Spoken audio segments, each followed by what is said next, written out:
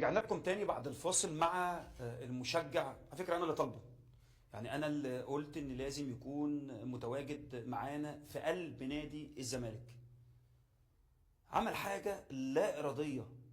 مخرج المخرج اصطاد اللقطة، اصطاد لقطة إن هو بيعيط، وأنا شايفها بالنسبة لي أنا فخور بيه.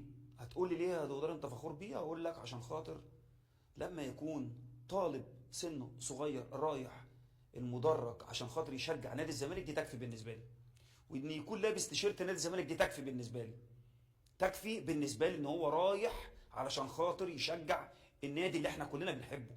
واي حد شخص من جمهور نادي الزمالك يروح الاستاد فوق دماغي، فوق دماغي، وبيحارب عشان ناديه، شايف ان ظروف ناديه مش احسن حاجه ماليا، ورغم كده رايح عشان خاطر بيحب نادي الزمالك.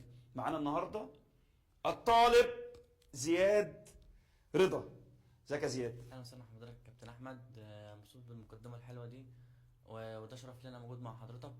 كادر كبير واسطوره كانت في نادي الزمالك، احد اللعيبه المدافعين اللي لعبوا تاريخ نادي الزمالك. وانا مبسوط ان انا في بيتي هنا، واكتر حاجه بحبها في حياتي نادي الزمالك طبعا.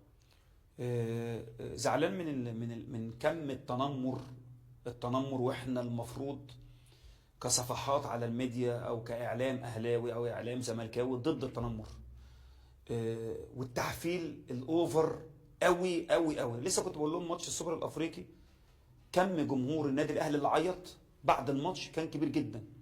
حتى لعيبه النادي الاهلي كان اكرم توفيق وكان وسام ابو علي وكانوا بيعيطوا بعد الماتش. على فكره احنا عندنا صور، لكن تقديرا واحتراما ليهم مش هنجيبها.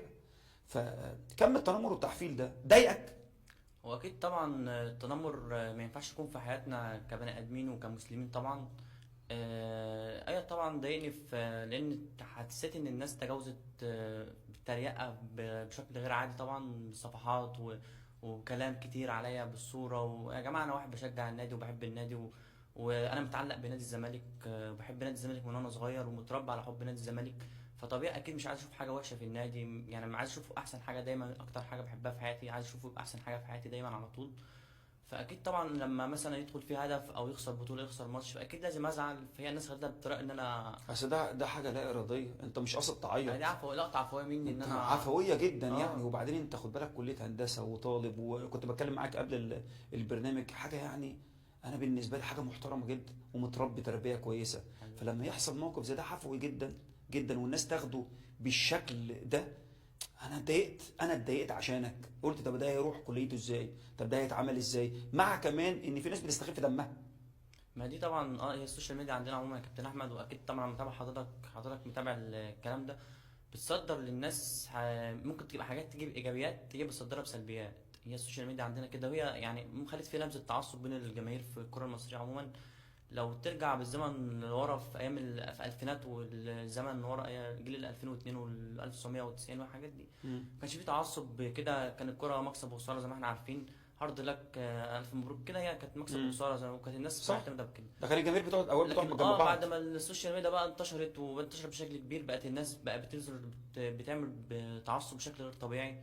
وده شفناه طبعا يعني في حاجات كتير طبعا، مش لقطه بتاعتي بس، لا ده حاجات كتير حصلت سواء في الجمهور هنا او الجمهور هنا بسبب السوشيال ميديا يعني. والناس يعني الله هو الله عالم بيهم طبعا.